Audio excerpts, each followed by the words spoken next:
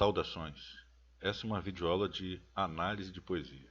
Bom, vamos minimizar o OBS Studio. Já deixei o processador de textos aqui aberto. Vamos configurar previamente o texto na tipologia.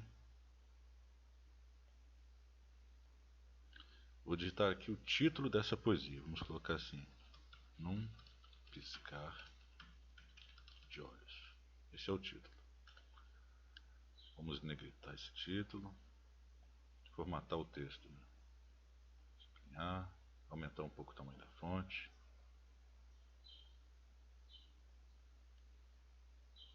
centralizar, alinhar à esquerda, tamanho 12, tiro o sublinhado e o negrito. Tá, num piscar de olhos. O primeiro verso diz o seguinte: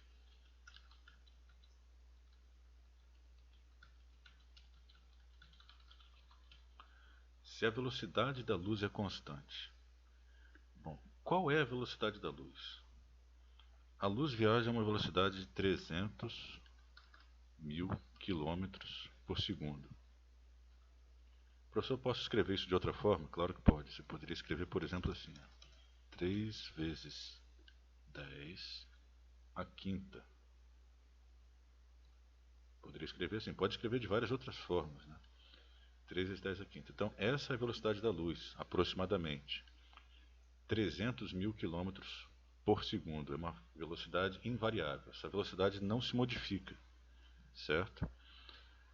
Então, tá aí, 300.000 quilômetros por segundo. Se a velocidade da luz é constante e as distâncias são irrelevantes, ou seja, as distâncias não importam, como essa equação intrigante fechará de maneira elegante. Interrogação. Se a velocidade da luz é constante e as distâncias são irrelevantes, como essa equação intrigante fechará de maneira elegante? A que equação o poeta se referiu? Obviamente, a fórmula da dilatação do tempo. Vamos entender melhor isso aí. A luz viaja a uma velocidade de 300.000 km por segundo. O nosso Sol, a nossa estrela mais próxima, se encontra a 150 milhões de quilômetros. A luz partindo do Sol agora levará 8 minutos para chegar até nós, até a Terra. 8 minutos. Do seu ponto de vista e do meu. Por outro lado, na perspectiva de alguém que porventura pegasse uma carona nesse feixe de fótons, a percepção da passagem do tempo seria totalmente outra. Correto? Então, para você poder compreender esses versos no seu sentido mais amplo, para que eles se conectem, você precisa conhecer a fórmula da dilatação do tempo. Perfeito? Se a velocidade da luz é constante e as distâncias são irrelevantes, como essa equação intrigante vai fechar de maneira elegante? Percebe que se a velocidade da luz não se modifica e as distâncias não importam, como que essa equação vai fechar? Bom, agora, se a velocidade da luz é constante e as distâncias são irrelevantes, como essa equação intrigante fechará de maneira elegante? Nessa matemática tão mirabolante, alguma coisa terá de ceder. Segundo o gênio brilhante,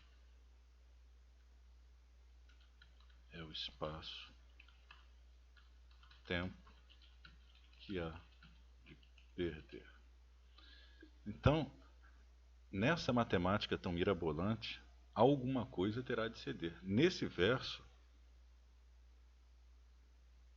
mais uma vez, o artista se refere aos dois primeiros versos. Se a velocidade da luz não varia e as distâncias não importam, alguma coisa tem que ceder nessa matemática aí. Nessa matemática tão mirabolante, algo tem de ceder.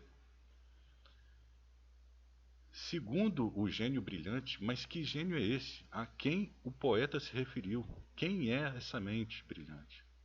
Obviamente, meu amigo, não poderia ser outro senão o grande Albert Einstein.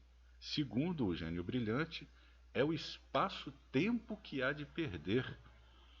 Ou seja, diante da invariabilidade da velocidade da luz, diante da imponência majestosa desse deslocamento, o espaço tem de se curvar diante da velocidade da luz. Algo tem de ceder, e segundo o gênio brilhante, é o espaço que se curva. Bom, segundo o gênio brilhante, é o espaço-tempo que há de perder. Próximo verso. Os fótons que viajam errantes pela vastidão de todo o cosmos.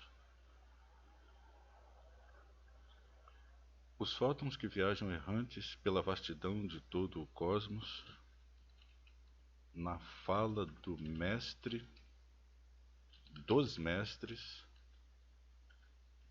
leva à eternidade, mas num piscar de olhos. Cara, bonito demais isso, hein? Vou te falar uma coisa, hein? Vamos ler tudo de novo.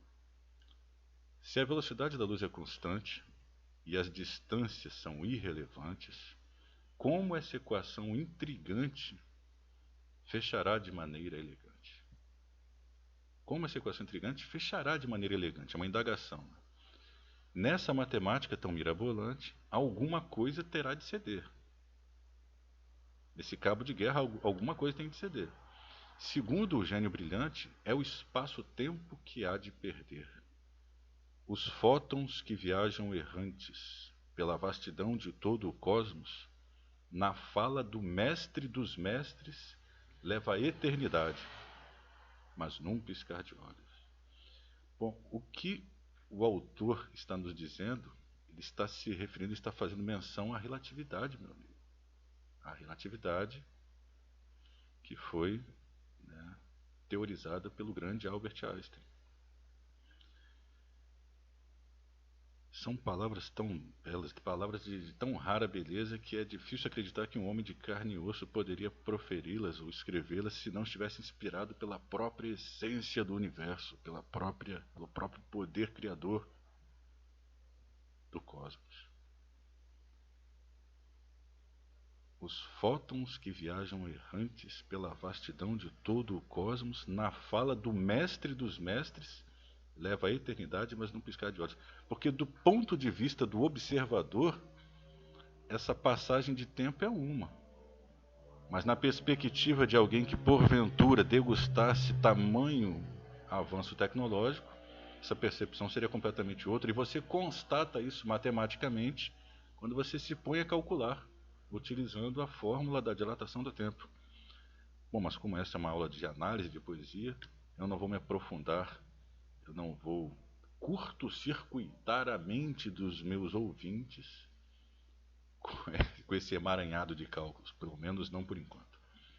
Essas palavras continuam, essa poesia não acabou, mas essa aula sim. Muito obrigado e até a próxima.